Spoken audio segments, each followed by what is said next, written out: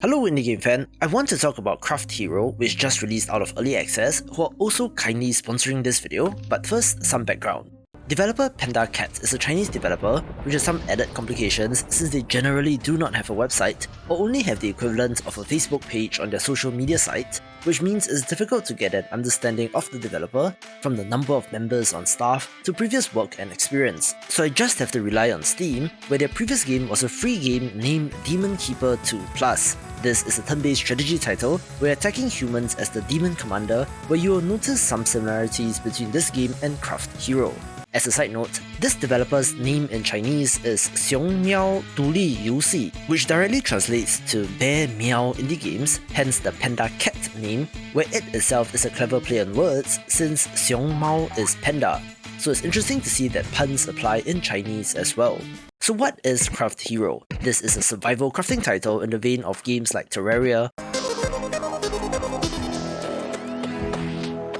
Core Keeper,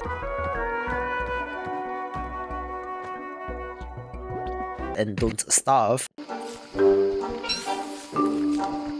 with the crucial differentiator being that it is completely turn-based, and it reminds me of classic turn-based roguelites. You are the chosen hero, having to protect the village and to fight back against the forces of the Demon King, wandering the wilderness to gather resources, construct buildings, research technology, build defenses, upgrade equipment, and get powerful enough to defeat the area bosses. As you can see, this does share a couple of visual similarities with their earlier game, but I'm not sure if it's from some asset pack or if they just reused old assets, but let's focus on the important bit, which is the gameplay. This will feel familiar to survival game fans since you're getting dirt, wood, stone and iron ore as base resources, and then refining these into stone bricks or iron bars used in construction, research and upgrades. Resources randomly respawn and pop up on the map, where you simply walk over and hit it, where it seems like there's no tooling upgrades like in Terraria, so you're not going from copper to iron to gold, for example. There is a day-night cycle which is counted in the number of actions that you take, with each action causing the counter to go down, and when night falls, enemies begin to spawn and aggressively move towards your base.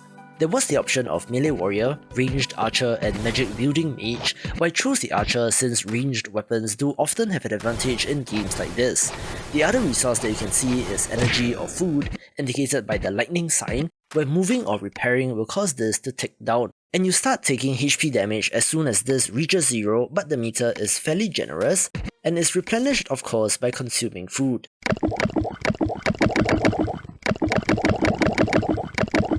The honor resource is basically XP, which you can use to upgrade your stats, simplified to health, mana and damage, where you can access all the other resources and equipment via your inventory screen. I was only able to defeat one mini-boss in the Spider King, where these encounters are triggered by you hitting some sort of shrine, which are generally not marked, so death can be rather sudden and unexpected.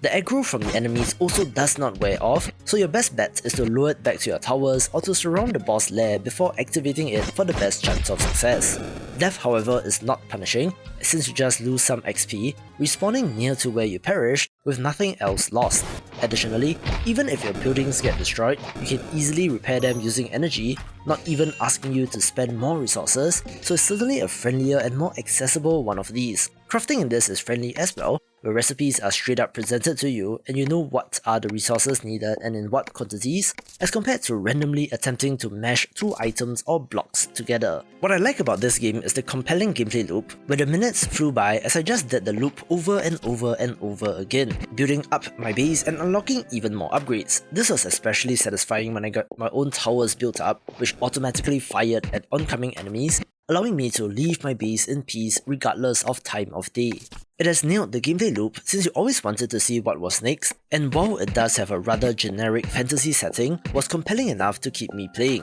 However, despite it being a 1.0 release, there are some notable rough edges here, the first of which is localization and translation, where the character upgrade screen was partially translated for some reason, and from what is there in the story setup and tutorials, does have some grammatical errors as well. There could be some quality of life improvements, such as automatically allowing you to construct a building as long as you had enough of the base ingredients, rather than having to walk over to the smelter to make the iron bars and bricks before going back to the intended location to construct the building, which did slow down the pace of the game to its detriment in my opinion. I did also notice that there were a whole bunch of pumpkins and witches' houses when I played this, but I'm not sure if it's a Halloween related event or if it's meant to be that way, but the presence of these did make the full part less of a concern. I do think that there are better games in the space, but it comes back to the main differentiator in that it is turn-based, which, in addition to the more friendly systems, makes this good for someone new to the genre, but for seasoned vets, stick with something like Terraria for sure. You can watch this video for more of the best.